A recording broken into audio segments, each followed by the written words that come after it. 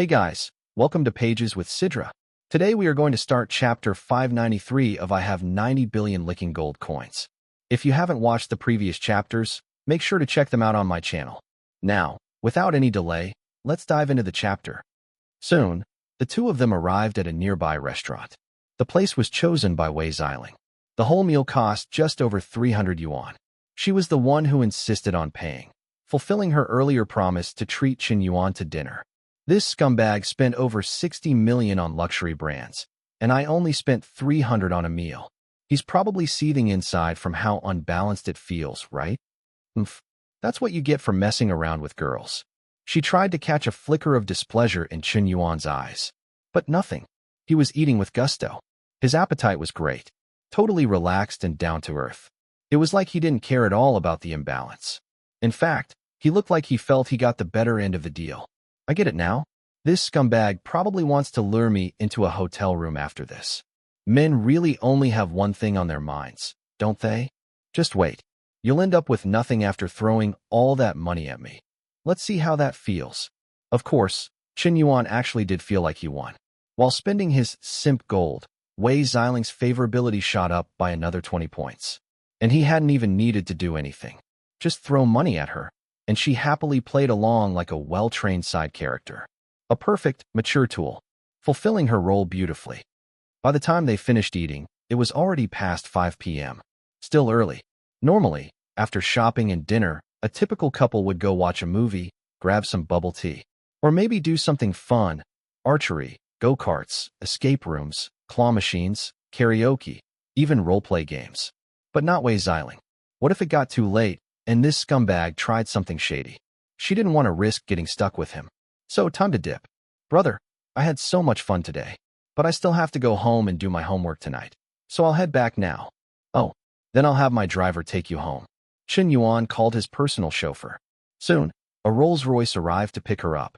Classy, smooth, flawless. In Qian Yuan's eyes, there wasn't even a hint of ulterior motive.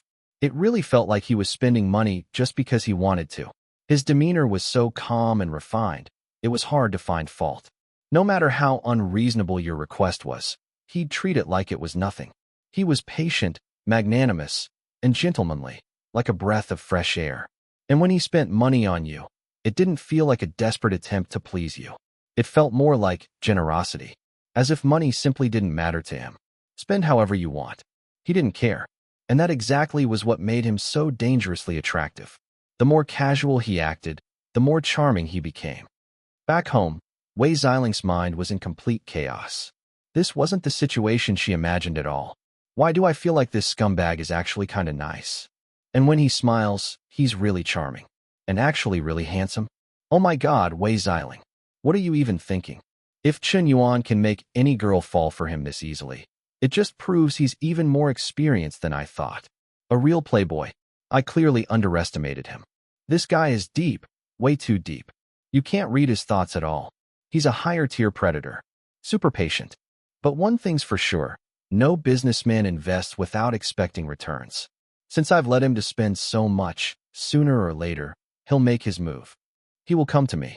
And when he texts or asks to meet up again in the next few days, I'll ignore him. Let him stew. Let him go crazy. Ha ha ha. She grinned wickedly at her own plan. This was a routine she'd learned from her psych class and PUA emotional manipulation guides. Step 1. Lead him to invest. Step 2. Give him hot and cold treatment. Step 3. But wait. If Qian Yuan really falls for me one day and clings to me like crazy, how would I even get rid of him? I mean, I never actually wanted to be with him. Thinking about it, she pulled out her phone and texted her class monitor, Yang Fengying. Class rep, quick question. What's the fastest way to make a guy who's chasing you back off completely and never bother you again? Yang Fengying replied quickly. That's easy. Just borrow money from him. He'll block you instantly and disappear for good. But what if he's rich? Then borrow an amount that even rich people would hesitate over.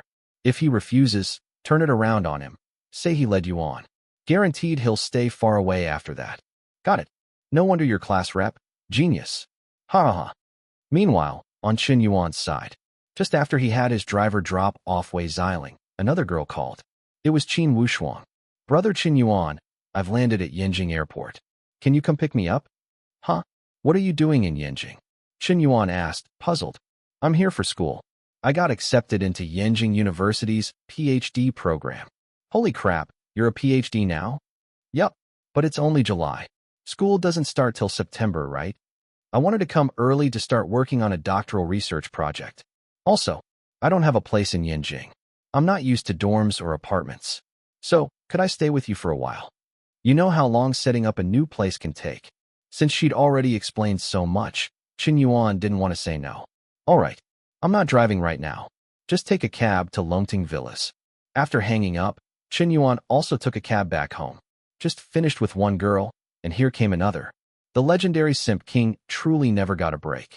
This time, I'll finally get to spend some real time alone with brother Qin Yuan. Qin Wushuang thought, thrilled.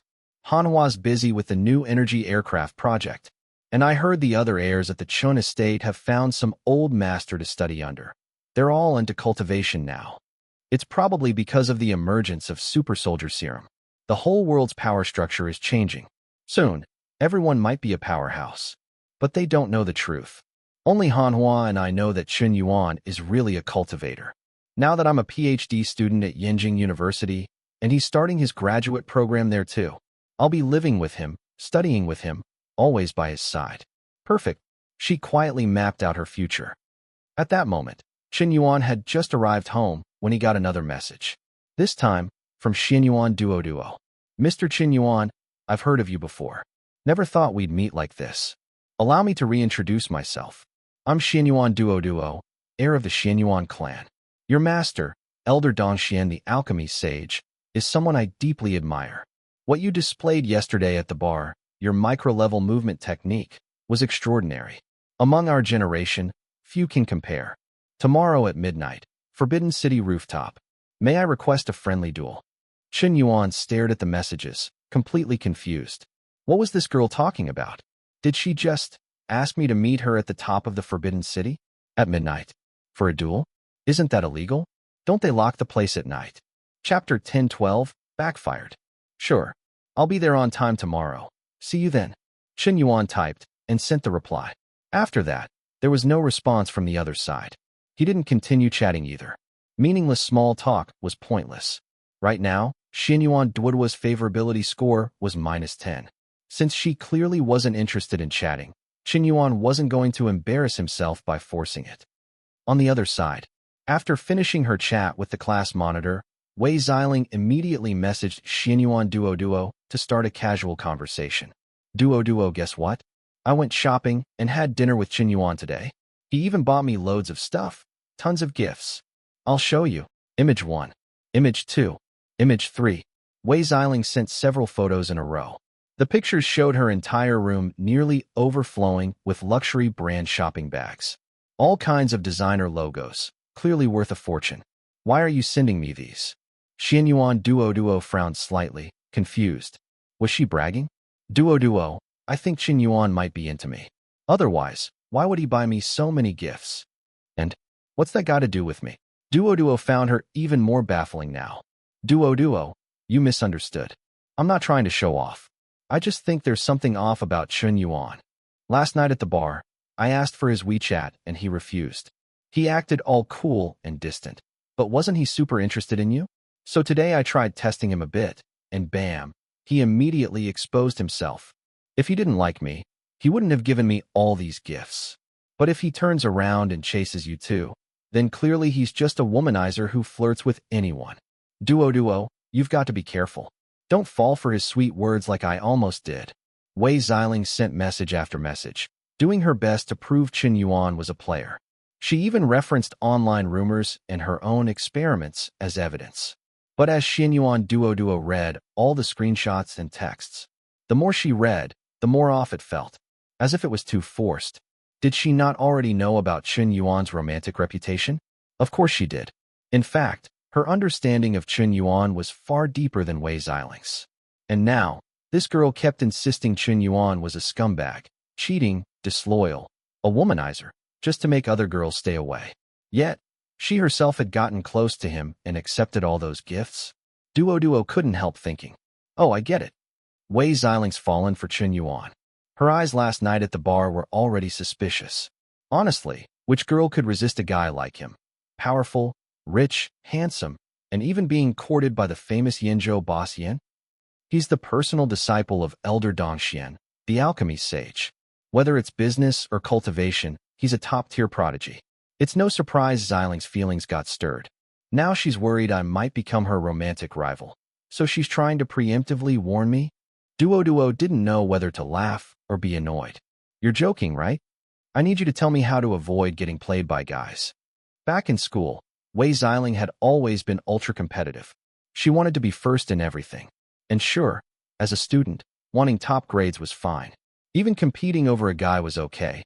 At least it was honest. But this? You take his gifts, flirt with him, then turn around and warn other girls away from him? Seriously? You call this being considerate? You say it's because you don't want me to fall into a player's trap? Uft. In that moment, Xianyuan Duo mentally snapped. Master, I really can't take this anymore.